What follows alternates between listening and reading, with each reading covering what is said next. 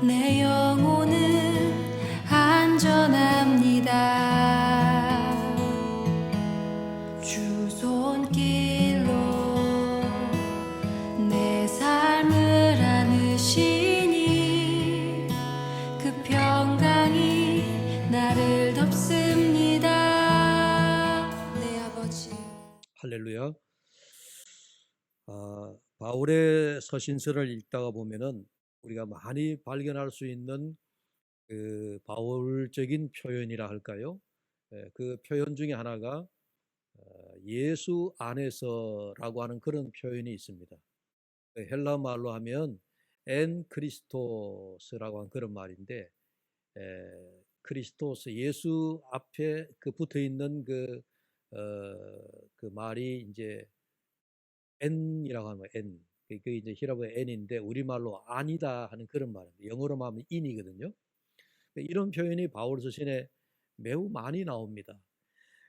뭐 대표적으로 몇 가지를 제가 말씀을 드리지만 이건 뭐 한두 구절이 아니고 바울의 서신서마다 갈라디아서, 에베소서 뭐 할 것 없이 굉장히 많이 나오는 이제 표현인데, 여러분들이 잘 아는 갈라디아서 2장 26절에 보면 너희가 다 믿음으로 말미암아 그리스도 예수 안에서, 이 그리스도 예수 안에서 하나님의 아들이 되었으니 그렇게 표현하거든요.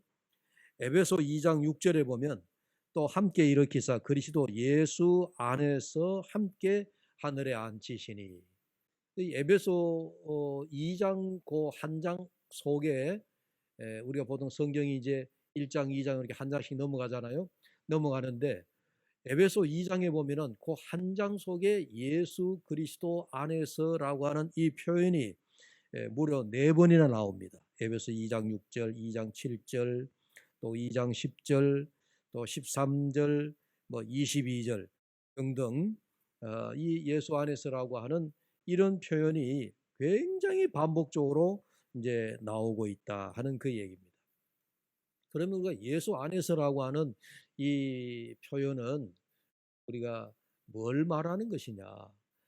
이 말은 그 우리가 요한복음 15장 그 포도나무 비유의 예수님의 말씀 중에 가장 이해를 잘할 수 있는 부분 중에 하나인데, 포도나무 비유에서 예수님이 이렇게 말씀하셨죠. 내 안에 거하라 나도 너희 안에 거하리라. 바울 서신에서 예수 그리스도 안에서 엔 크리스토스라고 하는 말을 했지만, 그러나 실상은 예수님의 말씀 중에 포도나무 비유를 통하여서 너희가 내 안에 내가 너희 안에라고 하는 이런 표현을 주님이 하신 거죠. 그래서 우리가 이런 말씀을 견뎌보면 예수 안에서라고 하는 이 말은 오늘날 우리식으로 표현하면 내가 예수님과 함께 하겠다, 또 내가 예수님과 동행하겠다, 내가 예수님과 하나가 되고 예수님과 연합이 되고 내가 예수님의 마음과 함께 하겠다 하는 그런 말씀이 아닐까요? 포도나무 비유에서 예수님이 그렇게 말씀하셨죠. 예수님이 내가 아버지가 농부고 내가 포도나무이고 너희가 가지이다. 예수님과 아버지가 하나이듯이 우리도 예수 그리스도 안에 거하면서 하나가 되어야 된다. 포도나무와 가지가 하나이듯이 우리가 그리스도와 함께 하나가 되어야 된다 하는 그런 말씀을 나타내 주고 있는 말씀이라고 보여집니다. 예수 안에 거하고 예수 안에서 동행하는 삶을 사는 것이 우리가 가장 즐겁고 행복한 일이 아니겠습니까? 예수 안에서 함께 주님과 동행하며 사는 삶이 우리가 최대의 은혜를 누리며 사는 삶이 될 것이다. 그렇게 믿습니다. 여러분, 예수 안에서 하나가 되고 예수 안에 연합이 되고 예수 안에서 동행을 하되, 오늘 제가 이제 한 걸음 더 나가서 제가 이 말씀을 묵상하면서 그런 생각을 했습니다. 예수님처럼 살자. 예수님처럼 살자. 제가 이제 몇 주 전에 남아공 아프리카에서 그 성자로 불리는 머레이 앤드류라고 하는 그 영성가를 제가 소개한 적이 있는데요. 그 사람의 그 많은 그 영적 저서들을 보면서 그 사람의 모든 그 저서나 이 사람의 묵상 중심이 제가 보니까 예수님처럼이에요. 예수님처럼. 예수님처럼 우리가 살자, 네, 그런 건데, 그래서 요즘 제가 이제 계속 그 앤드류의 그 묵상 주제인 예수님처럼이라고 하는 그 말이 계속 제 머리에 묵상으로 맴돌고 있습니다. 우리가 첫째는 예수님 안에서 살아야 돼요. 예수님과 연합을 해야 되죠. 예수님과 하나가 되어야 되죠. 예수님과 그러면서 동행을 해야 되죠. 그러는 가운데 자연스럽게 우리는 예수님을 닮아서 예수님처럼 살아가면은 얼마나 좋겠느냐. 여러분, 예를 들어서 제가 문득 그런 생각이 들었습니다. 한 집에 같이 살고 있는 부모와 자식 간에는, 여러분, 자식이 한 집에 살면서 그 부모를 자연스럽게 닮아가잖아요. 아들이 아버지를 닮아간다. 어제 뉴스인가 그저께 뉴스인가 제가 기억은 부쩍 안 나는데 세계적인 골프 황제 타이거 우즈가 이 초등학생인가 조그마한 아들이 있더라고요. 타이거 우즈를 너무 닮았어요. 그런데 이 타이거 우즈가 골프 황제로 그렇게 이름이 불리는데 그 아들이 타이거 우즈를 닮았대요.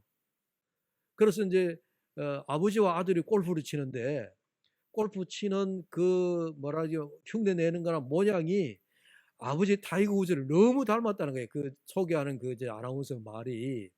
그러면서 이제 우리나라 아나운서가 소개하니까 그 아나운서 표현이 타이거 우즈의 붕어빵이다. 그렇게 표현을 했어요. 생김새도 너무 닮았지만은 공 치는 그 모양도 타이거 우즈를 너무 닮았대요. 그래서 타이거 우즈가 골프 황제이듯이 앞으로 그 아들도 제2의 골프의 황제가 될 것인지 한번 지켜봐야 되겠다 하는 그런 표현을 아나운서가 하는 것을 보고, 야, 그 아버지의 그 아들, 그렇지, 붕어빵이지. 여러분 보세요. 우리가 내 자식이 한 집에 살면서 자기를 닮아간다. 저도 이제 우리 아들이 있지만요. 나는 아무리 봐도 그 내 아들은 나를 안 닮은 것 같아. 그런데 사람들이 나가면 아이고 목사님 붕어빵이에요 아들이 그런 얘기를 하거든요. 그러면 아들을 보면 야, 이 정말 이게 내 모습인가?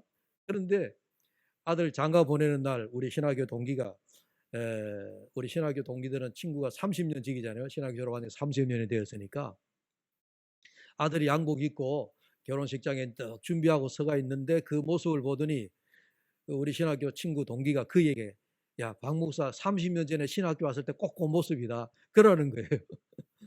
아, 역시 참 속일 수 없는 것이구나. 그 아들이 아버지를 닮잖아요. 왜? 자기 아들이라서 닮기도 하지만 한 집에 살면서 아버지의 말하는 습관, 행동하는 습관, 또 생각하는 습관, 뭐 모든 생활 양식 이런 것들이 다 부모를 닮게 마련이다라고 하는 것입니다.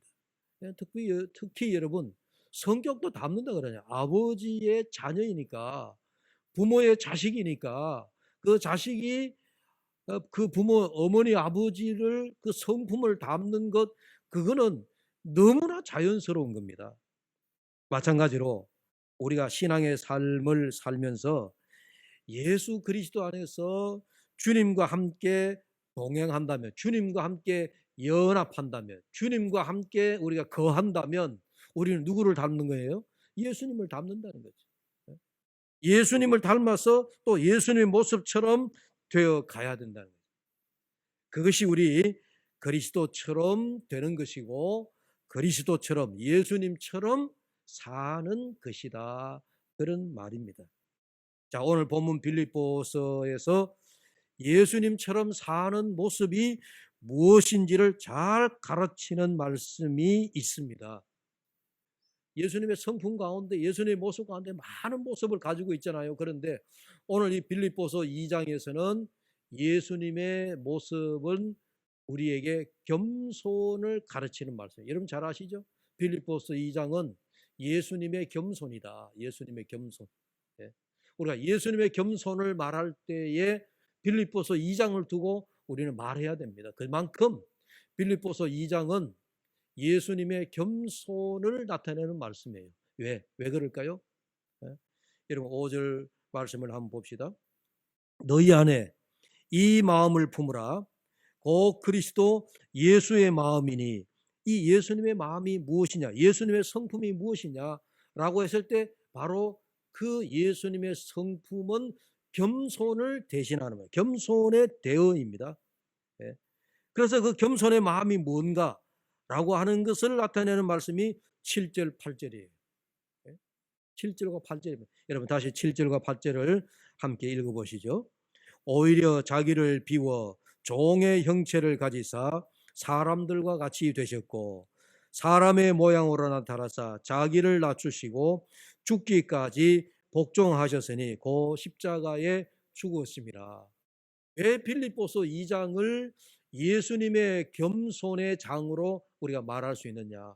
예수님은 하나님의 아들이셨잖아요. 하늘 보좌에서 하나님과 동등된 그 위치를 가지고 계시는 분이냐. 그런데 그런 그 하나님과 동등됨의 자리를, 하늘 보좌를 버리시고 이 땅에 우리 인간과 같은 육신의 몸을 입고 오셨다. 그게 성육신이죠. 그게 인카네이션이라고 하는 겁니다. 육신의 몸을 입고 오신 것은 그만큼 예수님이 낮아지셨다라고 하는 거죠. 근데 그 오히려 그냥 낮았다라고 하는 것보다도 7절의 표현 그대로입니다. 자기를 비웠다. 자기를 비워서 종의 형체, 사람의 형체를 가지사 사람들과 같이 되셨다. 이게 얼마나 예수님이 신적인 겸손이에요. 사람의 모양으로 나타나서 자기를 낮추시고 죽기까지 복종하셨다. 그래서 오늘 제가 말씀드리는 가운데 여러분들이 중요한 키워드 3가지를 제가 말씀을 드렸는데 그 3가지가 뭐냐면 7절 8절에 나오는 자기를 비웠다, 또 2번째는 자기를 낮추었다, 3번째는 복종하셨다. 이 3가지가 오늘 말씀에 굉장히 중요한 키워드입니다. 자, 여러분 보십시오. 자기를 비우고 자기를 낮추고 십자가에 죽기까지 보여주신 예수님의 복종, 이것이 예수님의 성품이라고 하는 것인데, 자기를 비웠다라고 또 자기를 낮추었다라고 하는 것은 예수님이 근본 본체는 하나님이셨다. 이게 하나님과 동등하셨다라고 하는 걸 얘기하는 거죠. 그런데 그런 동등됨을 어떻게 하신가요? 그걸 비우고 낮추고 포기하셨다.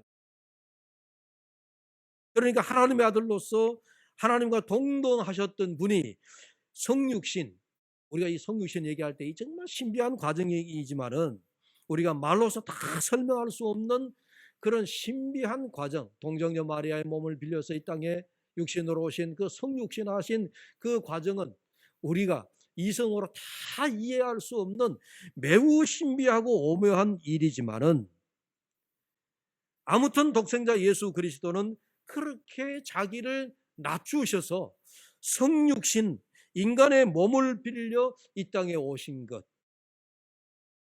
이것이 예수님의 가장 자기를 낮추신 부분이거든요. 그래서 그 낮추신 그 예수님이, 그렇다고 해서 하나님의 독생하신 그 신분, 독생자의 신분이 낮아졌느냐? 그렇지 않다는 얘기예요. 주님이 하나님과 동등됨을 포기하시고 또 독생자로서 이 땅에 성육신 하셨지만은, 그러나 그분의 신분은 여전히, 신적인 위치는 전혀 흔들림이 없으신 분이십니다.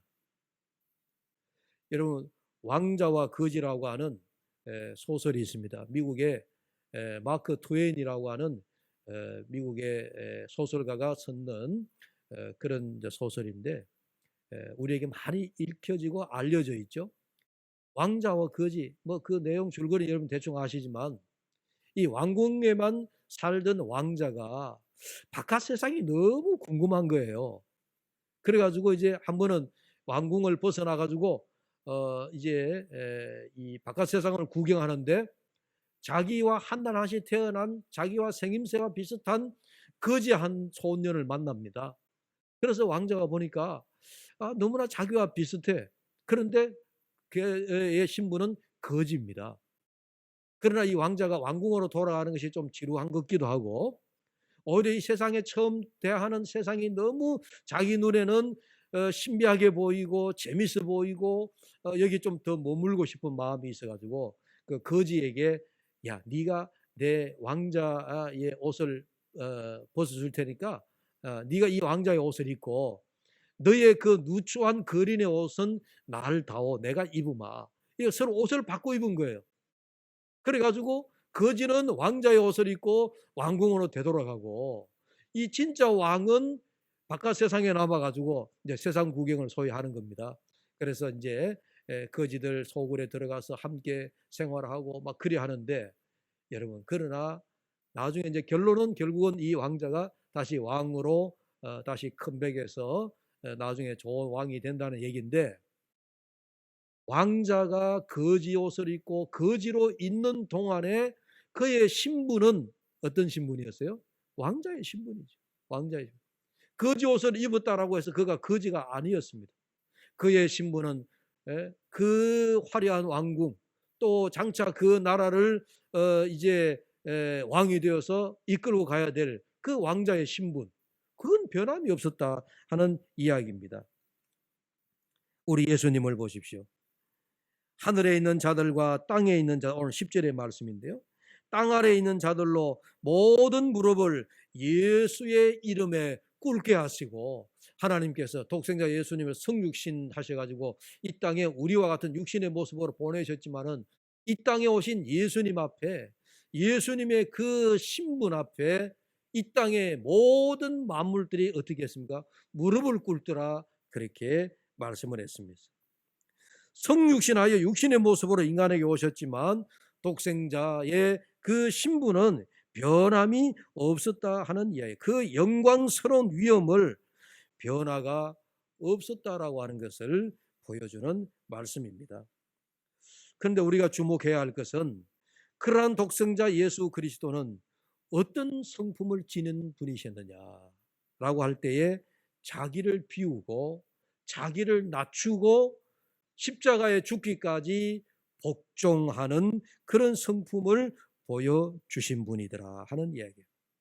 그래서 이걸 전체로 빌립보서 2장에서는 예수님의 겸손이다라고 얘기합니다.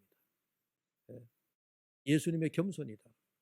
빌립보서 2장은 굉장히 그런 의미에서 예수님의 겸손을 나타내는 굉장히 중요한 말씀이죠. 우리는 예수 안에서 예수와 하나 되어서 살아야 하는데, 동시에 예수님 안에서 예수님을 닮고 예수님과 같이 살되 우리도 예수님의 겸손을 배워서 우리의 삶 속에도 우리를 낮추고 우리를 비우고 십자가에 복종하기까지 하는 그 예수님의 겸손의 성품을 지녀야 된다는 얘기예요. 그 말씀이 너희 안에 이 마음을 품으라, 그 말씀이에요. 너희 안에 이 마음, 예수님의 겸손의 그 성품을 가져라, 그런 말씀이죠. 우리는 자기를 비우고 자기를 스스로 낮춘 예수 그리스도를 닮으셔야 될 줄로 믿습니다. 예수님께서 신적 영광과 권능을 직접 배우고 포기하신 그 위대한 그 자기 부적, 자기 부인, 그리고 또 십자가에서 죽음을 맞기까지 자신을 낮추신 이 성품을 우리는 당연히 닮아가야 됩니다. 예수님의 그 겸손의 성품은 하늘 보좌를 버리시고 자기를 비우신 절대 겸손은 이 땅의 공생의 가운데 우리에게 여러 번 또 많이 보여주셨습니다. 한 번은 예수님께서 제자들과 전도 여행을 마치고 어느 집에 들어가셨는데 예수님께서 제자들의 발을 씻기기 시작했습니다. 요한복음 13장 14절에 보면은 내가 주와 또는 선생이 되어 너희 발을 씻겼으니 너희도 서로 발을 씻어주는 것이 옳으니라. 여러분, 중동 지방의 문화는 자기 집에 손님이 오면 종이 먼저 가서 대야에 물을 떠다가 그 손님의 발을 씻어주는 것이 중동의 문화입니다. 왜? 중동은 이제 더운 지방이고 사막이 많으니까 하루 종일 사막길을 걷고 광야길을 걷다 보면 제일 더러운 것이 발이거든요. 발에 먼지가 촉하게 있으니까 자기 집에 손님이 오면 종이 가장 먼저 뛰어가서 대야에 물을 떠다가 그 손님에게 그 주인에게 그 발을 씻어주는 거예요. 그러니까 발을 씻어주는 자는 누가 하는 일이에요? 종이 하는 일입니다. 종이. 그런데 예수님이 제자들과 함께 똑같이 광야길을 걸으시다 사막길을 걷고 전도 여행을 하시다가 어느 집에 들어가셨는데 예수님이 직접 대야에 물을 떠다가 제자들의 발을 씻기기 시작해요. 그럼 그때 베드로가 주님이 우리의 스승이 되시는데 내 발은 씻기지 못합니다 하고 베드로가 거부한 적이 있었죠. 네. 그처럼 여러분 사람이 상식적이라면 어찌 감히 선생이 제자의 발을 씻기느냐는 얘기예요. 있을 수 없는 얘기예요. 그러나 예수님께서 내가 주와 선생이 되어서 너희의 발을 씻겨주는 것처럼 너희도 가서 다른 사람의 발을 씻어주어라. 예수님의 섬김의 도를 보여주신 거지만 그 속에도 예수님의 겸손의 비밀이 숨어 있는 것입니다. 여러분 우리도 비우고 낮아지기 위해서는 주님의 은혜가 필요한 줄로 믿습니다. 주님의 은총에 놀라고 하나님의 축복하심에 감격하면서 그럴 때마다 내가 하나님 앞에 나의 초라한 모습을 바라볼 수 있어야 된다 하는 이야기입니다. 우리에게 모든 것을 베풀어 주시는 그분 앞에 나 스스로 아무것도 아니다라고 하는 사실에 우리가 감격할 줄 알아야 되고 기뻐할 줄 알아야 된다는 말씀입니다. 열매가 많이 달리면 달릴수록 곡식은 더 고개를 숙인다 하는 말이 있잖아요. 강물이 깊게 흐르는 강물일수록 그 강은 깊이가 깊다는 얘기가 있습니다. 내 영혼이 하나님께 다가갈수록 하나님의 위대한 임재 때문에 내 자신이 그렇게 작고 보잘것없다라고 하는 것을 우리는 느껴지게 될 것입니다. 이런 사실만이 나로 하여금 하나님 앞에 나를 비우고 낮아져서 나보다도 남을 더 낮게 여길 줄 알게 된다 하는 사실입니다. 갈라디아서 5장 24, 5절에 그리스도 예수의 사람들은 육체와 함께 그 정욕과 탐심을 십자가에 못 박았느니라. 만일 우리가 성령으로 살면 또한 성령으로 행할지니 헛된 영광을 구하여 서로 노엽게 하거나 서로 투기하지 말지니라. 예수님의 겸손의 성품을 말할 때 우리가 꼭 기억해야 할 한 가지가 있음을 오늘 본문에서 우리가 발견하게 되는데요. 8절 말씀 중에 자기를 낮추시고 죽기까지 복종하셨으니, 제가 그랬잖아요. 예수님의 겸손에게는 세 가지 키워드가 있다 그랬죠. 자기를 비우고 자기를 낮추고 그 다음에 십자가에 자기를 복종하기까지 그랬습니다. 이 세 가지인데 오늘 특별히 자기를 낮추고 죽기까지 복종하셨으니 그 십자가의 죽으심이라고 하는 말씀 중에 이 복종이라고 하는 단어, 예수님의 겸손은 나를 낮추고 비우고 십자가의 죽음에까지 그 자리에까지 가는데 그 십자가의 죽음을 복종으로 완성하셨더라는 거예요. 복종으로. 우리가 교회 오면 순종 얘기를 많이 하잖아요. 우리가 신앙생활 하면서 교회 앞에 충성이라는 단어, 헌신이라고 하는 단어, 또 뭐죠? 섬김이라고 하는 단어, 이런 우리가 신앙의 중요한 키워드들이 있는데 그 가운데 우리가 십자가의 복종이라고 하는 것, 이 굉장히 중요한 단어거든요. 예수님의 이 겸손은 나를 낮추고 비우고 십자가의 죽음까지 가는데 그 십자가의 죽음을 복종으로 완성하시더라니. 그러니까 이 겸손과 복종은 어떻습니까? 떼어놓을 수 없는 관계예요. 겸손과 복종이라고 하는 것이 굉장히 중요한 관계입니다.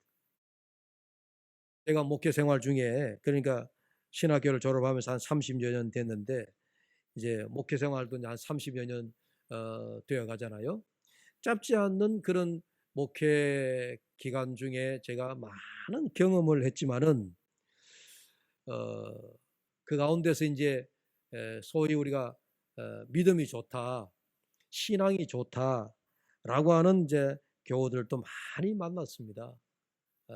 만났는데 신앙이 좋은 여러분 잘 이해하고 들으셔야 돼요. 또 오해를 하고 들으시면 안 돼요. 신앙이 좋으신 분들이 자기 고집들을 다 가지고 있어요. 매우 역설적이죠.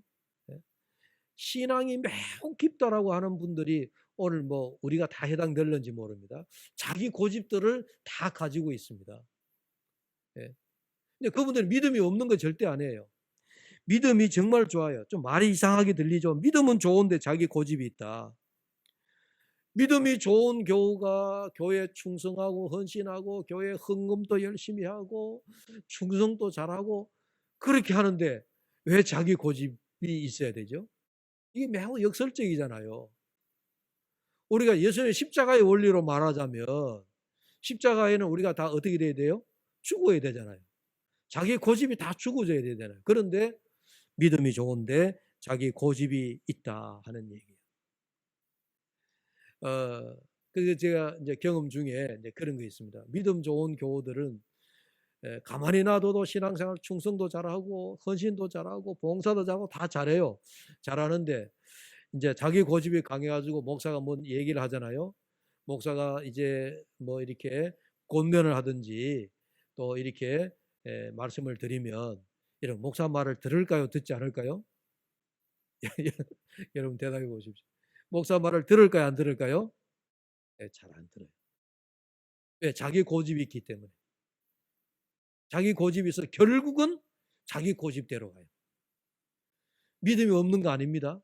믿음이 십자가 앞에 가기까지 갈 만한 그런 믿음이 있음에도 불구하고 결국은 자기 고집대로 생각하고 결정하고 결론을 내리고 그렇게 하더라 하는 이게 제가 오랜 한 30여 년 목회 중에 제가 많은 성도들을 대하면서 느낀 제 경험이에요. 경험이에요.